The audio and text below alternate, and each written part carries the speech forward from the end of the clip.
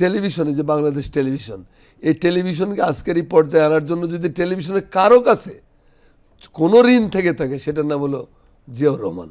কারণ তিনি তখন ইন্ডিয়াতে কালার টিভি আসে নাই, অথচ ঢাকাতে কালার টেলিভিশন চলে আসছে এবং টেলিভিশনের এক নতুন কুরির মাধ্যমে সারা দেশে একটা হুলস্থুল তৈরি করানো হয়েছিল।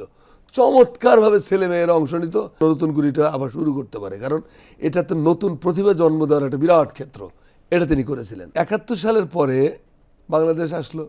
শেখ মুজিবকে মহিমান্বিত করার জন্য, যেহেতু ফ্যাসিবাদের বীজ রোপণ হয়ে গেল 72 সালেই, তাকে মহিমান্বিত করার জন্য আপনি খন্দকার ইলিয়াসের মতো ডেডিকেটেড একজন মহান লেখক, গুরুত্বপূর্ণ, তিনি মুজিববাদ নামে বই লিখলেন।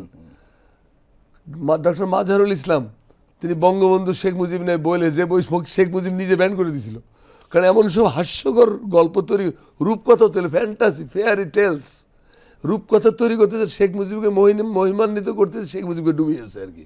তো সেগুলো হয়েছে। অর্থাৎ আমি বলতেছি, আপনি যেটা বলছেন যে সফটওয়্যার এগুলো করেছে।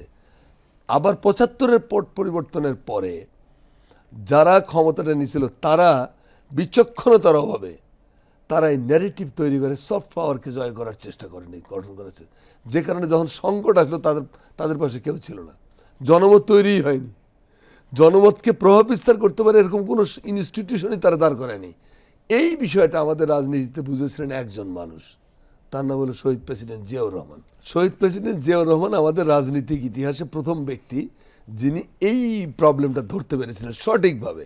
যে কারণে আপনি দেখবেন যে তার সময় কত রেভলিউশনারি কাণ্ড কারখানা হয়েছিল। বিএনপির অঙ্গ সংগঠন হিসেবে একটা দল, একটা জিনিস জন্ম দেওয়া হলো, জাতীয়তাবাদী সামাজিক সাংস্কৃতিক সংস্থা, জাসাস। যেটা এই জাসাসের মাধ্যমে তিনি চেয়েছিলেন, এখানে যেন খালি সাংস্কৃতিক না, সামাজিক শব্দটা যুক্ত আছে, অর্থাৎ সমাজ জীবনের অন্তর্ভুক্ত যা কিছু আছে সবই এর অন্তর্ভুক্ত, এবং এটা একটা কালচারাল ইনস্টিটিউশন হিসেবে দাঁড়াবে। প্রথম সভাপতি করলেন সভাপতি কবি আল মাহমুদকে। কবি আল মাহমুদের মতো লোককে চয়েস করে নেওয়া তো সাংঘাতিক একটা গুরুত্বপূর্ণ বিষয়। তো সেটা তিনি করেছিলেন। এই জাসাস দিয়ে তিনি কর্মকাণ্ড শুরু করেছিলেন। এটা তো একটা প্রাথমিক ধাপ। তারপরে তিনি শিল্পকলা একাডেমিকে, শিল্পকলা পারফর্মিং আর্টস একাডেমি ইনস্টিটিউট কি একটা ছিল, এইটার আজকের যে শিল্পকলা, এটার পুরো কাঠামোটা শহীদ প্রেসিডেন্ট জিয়াউর রহমান হাত দিয়ে তৈরি। টেলিভিশনে যে বাংলাদেশ টেলিভিশন, এই টেলিভিশনকে আজকের এই পর্যায়ে আনার জন্য যদি টেলিভিশনের কারো কাছে কোনো ঋণ থেকে থাকে, সেটার নাম হলো জিয়াউর রহমান।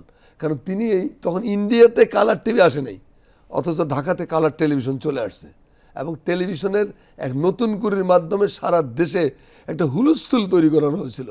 চমৎকারভাবে ছেলেমেয়েরা অংশ নিত, নতুন কুরিটা আবার শুরু করতে পারে, কারণ এটাতে নতুন প্রতিভা জন্ম দেওয়ার একটা বিরাট ক্ষেত্র। এটা তিনি করেছিলেন।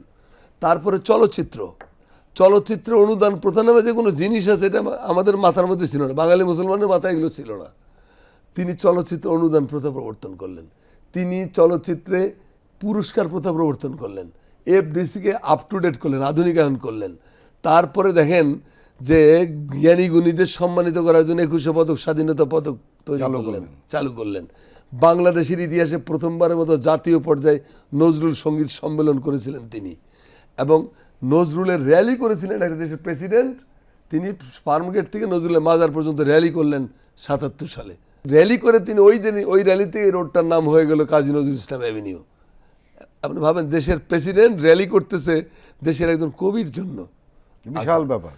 তারপরে আসেন আপনার যাত্রা ছিল সারাক্ষণ আপনার ইন্ডিয়ান নাট্যকারদের লেখা নাটক নিয়ে আমাদের যাত্রাগুলো হতো।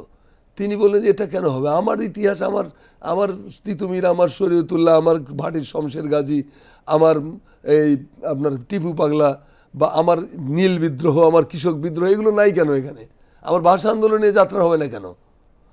এইটার জন্য তিনি বলেন যে নাটকের বইয়ের অভাব। তিনি নাট্যকারদের নিয়ে বঙ্গভবনে বৈঠক করে, মানে এক বৈঠকে প্রায় 40 জন নাট্যকারকে দায়িত্ব দেওয়া হলো, তোমার প্রত্যেকেই 2 মাসের মধ্যে একটা করে নাটকের বই জমা দিবা। যাক, এই পরে নাটকের এই যাত্রা দলগুলো দাঁড়িয়ে গেল। তিনি প্রথম আমাদের কালচারাল টিম পাঠালেন দেশের বাইরে। যখনই প্রধানমন্ত্রী প্রেসিডেন্ট সফরে যেতেন, সাথে কালচারাল শিল্পী সাংবাদিকদের নিয়ে যেতেন। পায়ের আওয়াজ পাওয়া যায় রামেন্দু মজুমদার, এই সৈয়দ শামসুল হক, পরবর্তীকালে বঙ্গবন্ধু সৈনিক হয়েছে। এগুলো এই বঙ্গবন্ধু সৈনিকরা জিয়াউর রহমানের সৈনিকও ছিল এক সময়। এরা জিয়াউর রহমানের সৈনিক হিসেবে জিয়াউর রহমানের টাকা নিয়ে পিয়ং ইয়ং আর শিওলে গেছে নাটকের দল নিয়ে।